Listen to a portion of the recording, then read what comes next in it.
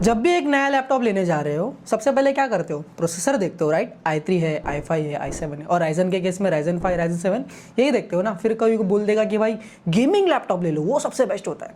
पर जब real use आता है, जैसे एडिटिंग या फिर डेली काम करते हो, तब समझ आता है कि पावरफुल स्पेक्स जो होते हैं वो हमेशा प्रैक्टिकल नहीं होते। यही सबसे कॉमन ट्रैप है जिसमें मैक्सिमम लोग फंस जाते हैं। और इसीलिए ये वीडियो बना रहा हूँ ताकि अगला लैपटॉप लेने से पहले आपको पूरी क्लैरिटी हो कि क्या लेना चाहिए और क्या अवॉइड करना है। देखो, लैपटॉप लेना सिर्फ स्पेक्स देख के लेना नहीं होता, यूज़ केस समझना सबसे ज़्यादा ज़रूरी है। हर यूज़र एक स्पेसिफिक कैटेगरी में फॉल करता है। पहली कैटेगरी है प्रोडक्टिव यूज़र्स की। ये वो लोग होते हैं जिनका काम ऑफिस, स्कूल, कॉलेज प्रोडक्ट या ब्राउजिंग तक लिमिटेड होता है। इन्हें चाहिए एक रिलायबल, लाइट वेट और बैटरी एफिशिएंट लैपटॉप। दूसरी कैटेगरी है क्रिएटिव यूज़र्स की। ये वीडियो एडिटर, डिज़ाइनर और कंटेंट क्रिएटर होते हैं जिनको कलर एक्यूरेट डिस्प्ले और बैलेंस परफॉर्मेंस चाहिए। और तीसरी और फाइनल कैटेगरी उनकी होती है जो परफॉर्मेंस ओरिएंटेड यूजर्स होते हैं। ये लोग gaming, 3D rendering, AI model training या हैवी सॉफ्टवेयर यूज़ करते हैं। इनके लिए हाई एंड CPU, GPU और कूलिंग सिस्टम होना बहुत ज़्यादा ज़रूरी है। अब एक गोल्डन रूल समझ लो, अगर आप कोई दो कैटेगरी जो मैंने बताई ऊपर में, उन दोनों के बीच फॉल करते हो तो हमेशा एक लेवल ऊपर वाला लैपटॉप ही लो, क्योंकि लैपटॉप ना भाई एक लॉन्ग टर्म इन्वेस्टमेंट है, फ़ोन नहीं जो आप हर 2 साल में चेंज कर लोगे। चलो अब बात करते हैं हार्ट ऑफ द लैपटॉप, मैं बोल रहा हूँ मैं CPU की। अभी मार्केट में अगर आप देखोगे, इंटेल और AMD दो मेजर कंपनी है जो आपको CPU बना के देते हैं। इंटेल के साइड में आपको i3, i5, i7 और i9 देखने मिलेंगे, और वहीं AMD में आपको Ryzen 3, 5, 7 और 9 देखने मिलेंगे। लेकिन सिर्फ ये लेबल देख के मत लेना, रियल गेम तो उनके आगे लिखे हुए नंबर पे छुपा है। जैसे इंटेल का i5-1335U और i5-13420H दोनों i5 है, लेकिन दोनों बहुत अलग लैपटॉप्स है। जनरेशन जितनी न्यू होगी उतनी आपको बेटर परफॉर्मेंस और बैटरी ऑप्टिमाइजेशन देखने मिलेगी। अभी के करंट सिनेरियो के हिसाब से एटलीस्ट 12 जेन या उसके ऊपर का इंटेल प्रोसेसर लेना ही सबसे ज्यादा फायदेमंद होने वाला है। AMD यूजर्स के लिए भी सेम ही लॉजिक अप्लाई होने वाला है, जैसे कि Ryzen 5 5500U और Ryzen 5 7530U दोनों अलग आर्किटेक्चर पे बेस हैं। लेटेस्ट है Ryzen का 7000 सीरीज और 8000 सीरीज वाला लैपटॉप, जो आपको ज्यादा एफिशिएंट और AI रेडी यूज केस देने वाले हैं। अभी मार्केट में आपको अल्ट्रा 5, अल्ट्रा 7 CPUs भी सुनने में आ रहे होंगे। ये AI फीचर और बैटरी दोनों बैलेंस करता है, परफेक्ट मिड रेंज सेगमेंट के लिए काफी ज्यादा बेहतर है। अगर प्रोसेसर के एंड में U लिखा है तो समझ जाओ बैटरी सेवर है, कैजुअल यूजर्स के लिए बेस्ट है। H और SS क्रिएटिव यूजर्स के लिए बेस्ट है, जहां परफॉर्मेंस चाहिए और बैटरी भी मैनेजेबल रहे। HX जो होता है वो सिर्फ परफॉर्मेंस बीस्ट है, मतलब गेमर्स और हैवी राइडर्स के लिए, लेकिन इसमें आपको बैटरी ड्रेन और हीट भी ज़्यादा देखने मिलेगा। एक एग्जांपल से समझते हैं, i5-1235U में आपको 2 परफॉर्मेंस कोर, 8 एफिशिएंसी कोर होते हैं, मतलब लाइट टास्क के लिए परफेक्ट है। वही i5-13450HX में आपको 6 परफॉर्मेंस कोर और 4 एफिशिएंसी कोर देखने मिलते हैं, मतलब आपको फुल पावर मिलेगा एडिटिंग, रेंडरिंग और गेमिंग के लिए। जनरेशन और कोर का मिक्स दोनों देखना काफी ज्यादा इंपॉर्टेंट है। अब आते हैं भाई GPU के सेक्शन पे, यहाँ लोग सबसे ज्यादा कंफ्यूज होते हैं। इंटीग्रेटेड GPU जैसे इंटेल का IRX Xe, AMD Radeon Vega या नए अभी ARC GPU आ गए हैं, वो बेसिक यूजर्स के लिए ठीक है, मतलब ऑफिस काम कर लिया, नेटफ्लिक्स वगैरह, फिर थोड़ा मोड़ा कैनवा में भी एडिटिंग करने के लिए ये रिकमेंडेड है। लेकिन अगर आप गेमिंग, 3D रेंडरिंग या फिर प्रोफेशनल वीडियो एडिटिंग करना चाहते हो तो भाई डेडिकेटेड GPU का होना काफी ज्यादा जरूरी है। NVIDIA का RTX 3050 या RTX 4050 करंटली स्पीड स्पॉट है, ये आपको सारे काम के लिए बेहतर रहने वाले हैं। परफॉर्मेंस और प्राइस दोनों में काफी ज्यादा बैलेंस है। RTX 4060 और ऊपर वाले GPU सिर्फ हैवी क्रिएटर्स और गेमर्स के लिए ही मीनिंगफुल है। AMD Ryzen के सीरीज में अगर आप देखोगे तो वहां पे आपको 7600M या 7700S भी डिसेंट है, लेकिन NVIDIA का जो सॉफ्टवेयर सपोर्ट और AI ऑटोमेशन है वो ज्यादा स्ट्रॉन्ग है। तो कभी भी आप GPU लेने जाओ तो मैं रिकमेंड करूंगा कि NVIDIA का ही GPU लो। और एक और चीज जो लोग GPU में इग्नोर कर देते हैं वो है भाई TGP, मतलब total graphics power.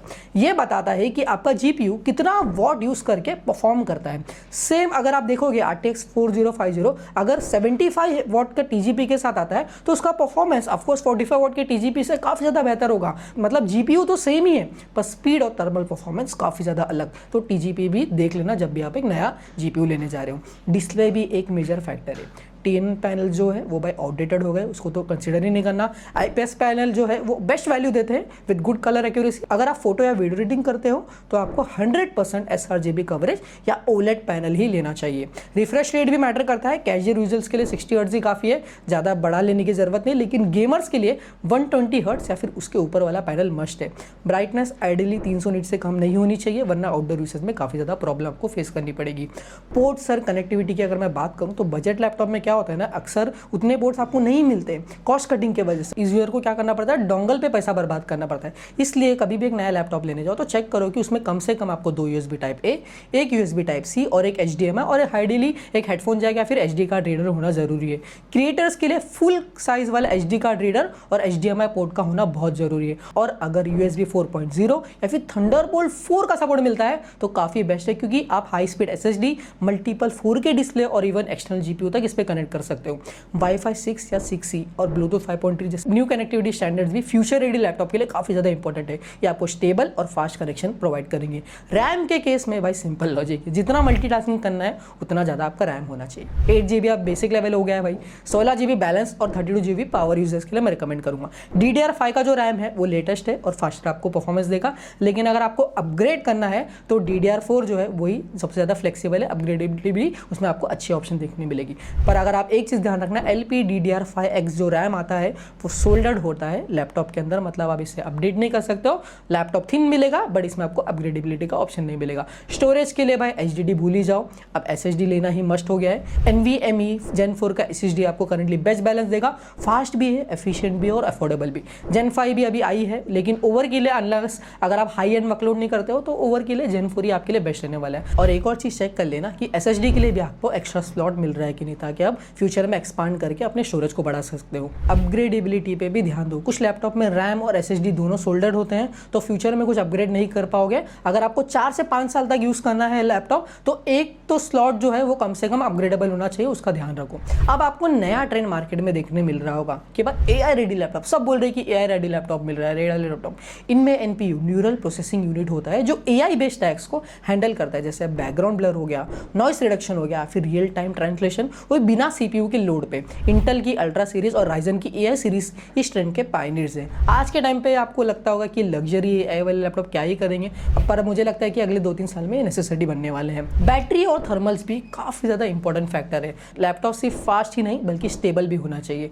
Thin laptop आपको स्लीक लग सकते हैं पर उनमें जो हीट मैनेजमेंट होता है काफी ज्यादा वीक होता है। थोड़ा ही हैवी टास्किंग कर लोगे तो लैपटॉप गर्म होना चालू हो जाएगा। डुअल फैन सिस्टम और कॉपर हीट पाइप वाले मॉडल लॉन्ग टर्म यूसेज के लिए काफी ज्यादा रिलायबल है। और अगर टाइप सी चार्जिंग सपोर्टेड है तो ट्रैवल के टाइम पावर बैंक से भी आप चार्ज कर सकते हो, तो काफी कन्वीनियंट है। अगर आप बार बार ट्रैवल करते हो इस बात का ध्यान रखने लगा कि आपके लैपटॉप में टाइप सी चार्जिंग अवेलेबल है क्या नहीं। बिल्ड क्वालिटी भी उतनी ही इंपॉर्टेंट है। Metal body laptop heat better dissipate करते हैं और लॉन्ग लास्टिंग होते हैं, जबकि प्लास्टिक वाले लाइट फील तो फील होंगे बट उसमें क्या होगा ना, बेंड वगैरह आ जाएगा। अगर आप बार बार ट्रैवल करते हो तो एल्यूमिनियम या फिर मैग्नीशियम अलॉय बॉडी ही कंसिडर करो। और छोटी छोटी चीज़ें जो एवरीडे कंफर्ट अफेक्ट करती है, जैसे बैकलाइट कीबोर्ड हो गया, लार्ज प्रेसिजन ट्रैक पैड और 1080 पिक्सल वाला वेबकैम। आज के हाइब्रिड वर्क टाइम में वेबकैम क्लैरिटी और माइक क्वालिटी भी मैटर करती है, स्पेशली अगर आप वीडियो कॉल्स को फ्रीक्वेंटली यूज़ करते हो तो उसका भी ध्यान रख लेना। तो फाइनल कंक्लूजन सिंपल है भाई, अपने यूज केस को आइडेंटिफाई करो, सबसे मेन चीज़ तो यही। उसके हिसाब से CPU GPU का कॉम्बो चूज करो और कॉम्प्रोमाइज सिर्फ उन चीज़ों पे ही करना जो तुम्हारे डेली वर्क फ्लो को